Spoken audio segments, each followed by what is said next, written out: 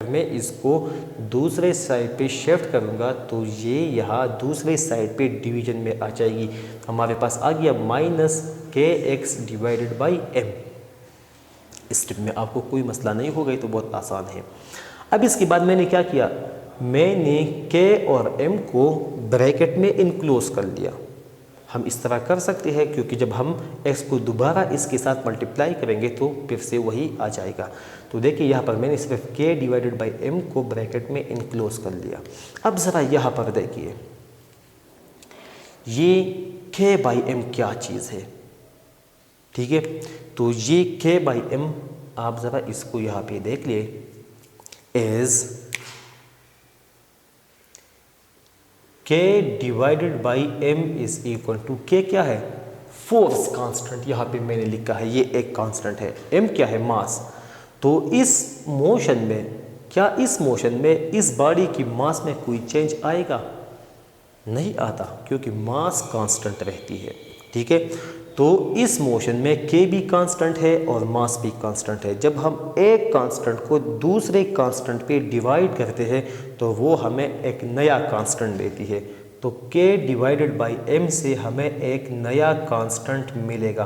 मैं आपको एक सिंपल सा एग्जांपल यहाँ पे देता हूँ। सपोज़ कर ले 10, ये भी एक कांस्टेंट नंबर है, और अगर मैं 10 को 2 पे डिवाइड कर दूँ, देखिए एक कांस्टेंट नंबर को दूसरे पे डिवाइड कर रहा हूँ, तो 10 बाई 2 से क्या आता है, 5 एक नया कांस्टेंट है।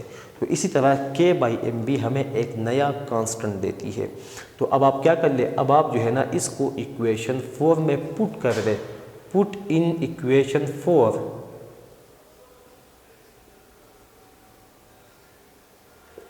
वे गेट हमारे पास आ जाएगा, acceleration of mass spring system is equal to minus, यहाँ k बाई m की जगह क्या आ गया, कांस्टेंट,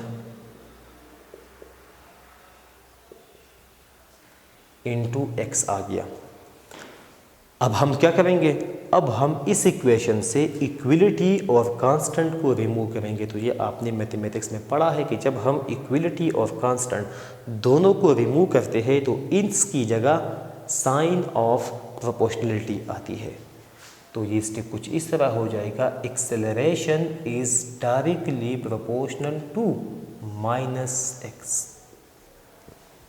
मैंने कांस्टेंट और इक्विलिटी को रिमूव किया तो इसकी जगह साइन ऑफ प्रोपोर्शनलिटी आ गई, और यही हमारा इक्वेशन आ गया। तो देखिए according to this equation the acceleration of mass spring system is directly proportional to negative time displacement, और यही सिंपल हार्मोनिक मोशन की मैथमेटिकल फॉर्म है। तो इस मैथमेटिकल स्टेप से हमने ये साबित किया, मतलब हमने मैथमेटिकली साबित किया कि मास स्प्रिंग सिस्टम की जो मोशन है वो सिंपल हार्मोनिक मोशन है।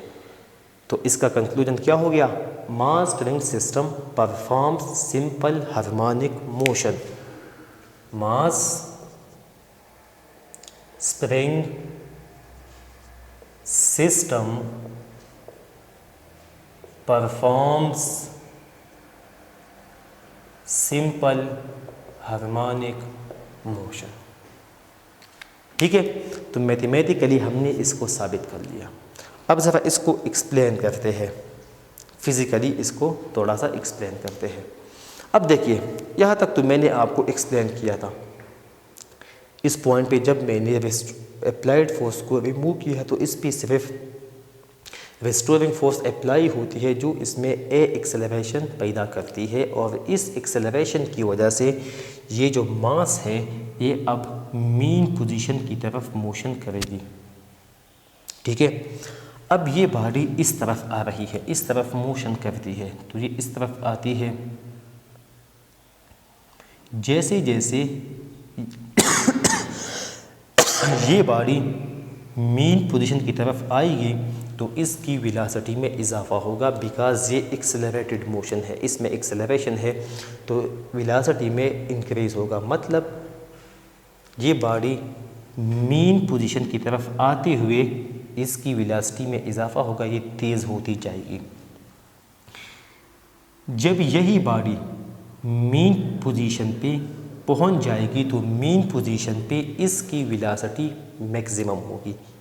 चलो मैं ज़रा यहाँ पे लिख देता हूँ, ए पॉइंट पे अब ये मोशन स्टार्ट करेगी तो ए पॉइंट पे इसकी वेलोसिटी कितनी होनी चाहिए, 0। ए पॉइंट पे रिस्टोरिंग फोर्स कितना होगा, तो देखिए यहाँ पर restoring force is equal to minus K X. K क्या है, कांस्टेंट। तो रिस्टोरिंग फोर्स एक्स पे डिपेंड करती है। अगर एक्स ज़्यादा होगी मतलब डिस्प्लेसमेंट ज़्यादा होगी तो रिस्टोरिंग फोर्स ज़्यादा होगा।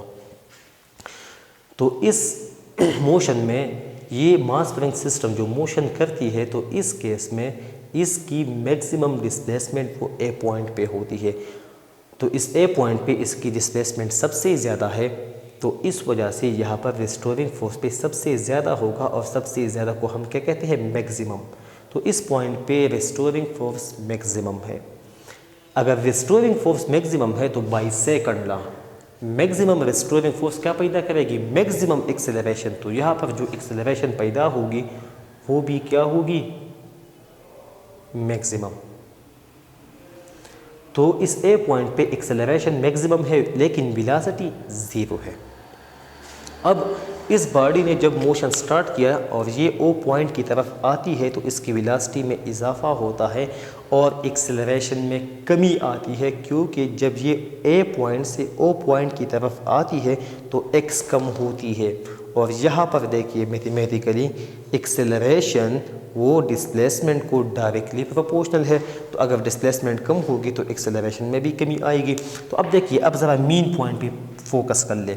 जब यही oscillator, simple harmonic oscillator O point मतलब मीन पोजीशन से पास होती हो तो देखिए जब ये मीन पोजीशन से पास हो रही है तो इस पॉइंट पे इसकी वेलोसिटी सबसे ज़्यादा होगी because of the accelerated motion. तो मीन पॉइंट पे इसकी वेलोसिटी मैक्सिमम हो गई। अच्छा, अब ओ पॉइंट पे इसकी डिस्प्लेसमेंट कितनी होगी, हाँ डेफिनेटली वो 0 होगी क्योंकि ये ओ पॉइंट पे पहुंच गए। डिस्प्लेसमेंट क्या है, इसकी मीन पॉइंट से डिस्टेंस है, ये ऑलरेडी मीन पॉइंट पे मौजूद है। एक्स 0 हो गया तो रिस्टोरिंग फोर्स कितना होगा, वो भी 0 क्योंकि रिस्टोरिंग फोर्स डिस्प्लेसमेंट पे डिपेंड करती है अकॉर्डिंग टू इक्वेशन नंबर 2। अगर रिस्टोरिंग फोर्स 0 है तो एक्सेलरेशन भी 0 बिकॉज ऑफ दिस इक्वेशन। ठीक है, तो ओ पॉइंट पे इसकी एक्सेलरेशन 0 है लेकिन मैक्सिमम वेलोसिटी की वजह से ये ओ पॉइंट पे स्टॉप नहीं होगी। आप लोगों ने प्रैक्टिकली देखा है कि ये ओ पॉइंट पे स्टॉप नहीं होती बिकॉज ऑफ इनर्शिया। ये ओ पॉइंट को ओवरशूट करेगी और ये बाई जानिब अपनी मोशन को कंटिन्यू करती है। ये इस तरफ आएगी, ये ओ से बी की तरफ मोशन कंटिन्यू करती है। अब जब यही mass spring system O point से बी की तरफ आती है तो इसकी वजह से ये स्प्रिंग को कंप्रेस करती है। स्प्रिंग को क्या करती है, कंप्रेस करती है। तो ये स्प्रिंग जब ये स्प्रिंग को कंप्रेस करती है तो इस कंप्रेशन की वजह से इस स्प्रिंग में फिर से रिस्टोरिंग फोर्स पैदा होगी और ये रिस्टोरिंग फोर्स जो है ना ये अपोजिट डायरेक्शन में होगी इस मोशन के।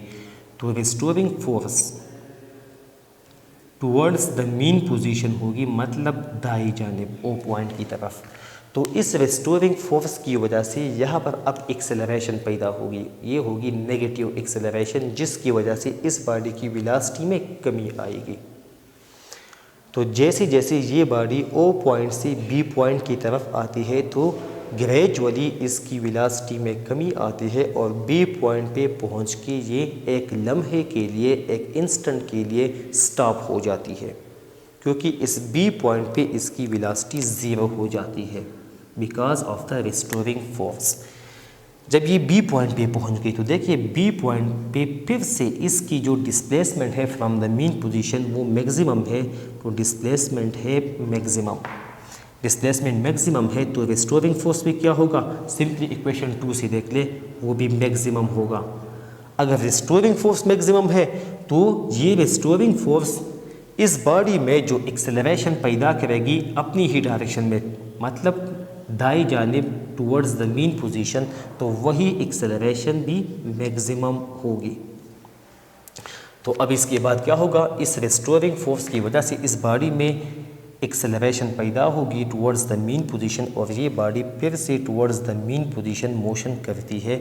और जैसे जैसे ये बी पॉइंट से ओ की तरफ जाती है, इसकी वेलोसिटी में ग्रेजुअली इजाफा होता है, और जैसे ही ये मीन पॉइंट पे पहुंच जाएगी तो इसकी वेलोसिटी भी मैक्सिमम हो जाएगी, और ये फिर से यहाँ पे स्टॉप नहीं होगी, बल्कि इनर्शिया की वजह से ये इस बी ओ पॉइंट को ओवरशूट करेगी और ए पॉइंट की तरफ ये अपने मोशन को कंटिन्यू करते हैं। तो इसी तरीके से ये मास स्प्रिंग सिस्टम ये इस मेन पोजीशन से दाई जानिब और बाई जानिब इस तरह ऑसिलेट होगी और अपनी मोशन को कंटिन्यू करेगी।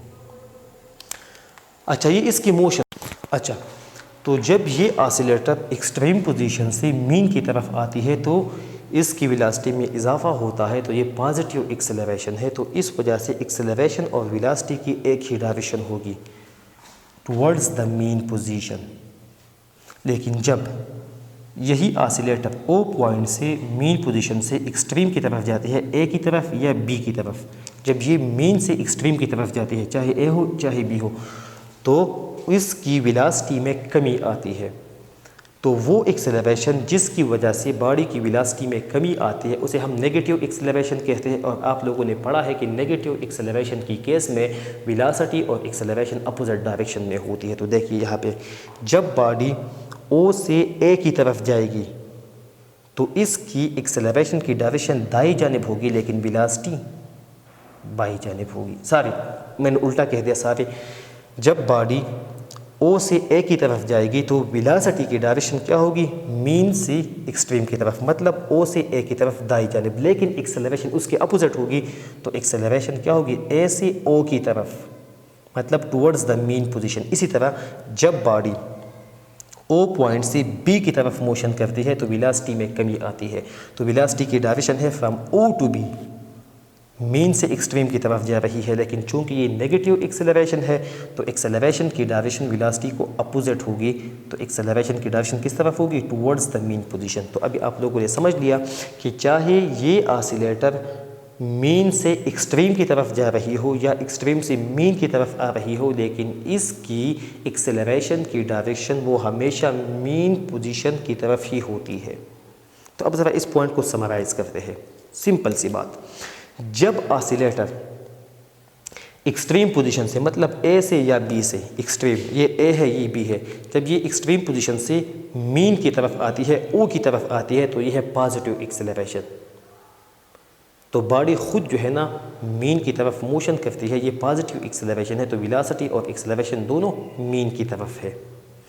लेकिन जब ऑसिलेटर मीन से एक्सट्रीम की तरफ जाती है, ए की तरफ या बी की तरफ, तो इस केस में ये नेगेटिव एक्सेलरेशन है, और इस केस में वेलोसिटी और एक्सेलरेशन अपोजिट डायरेक्शन में होती है। तो वेलोसिटी की डायरेक्शन क्या है, away from the mean position, acceleration क्या होगी, टुवर्ड्स द मीन पोजीशन। तो ये हमने मैथमेटिकली भी साबित किया, उसके बाद जो है ना हमने इसको फिज़िकली भी एक्सप्लेन कर लिया। अगर इस टॉपिक में आपको कोई मसला हो और आपकी जहन में कोई सवाल हो तो आप मुझसे कांटेक्ट कर सकते हैं। मेरा सेल फ़ोन नंबर और व्हाट्सएप नंबर नीचे स्क्रीन पे दिया गया है, तो आप मुझे कॉल कर सकते हैं। Thank you.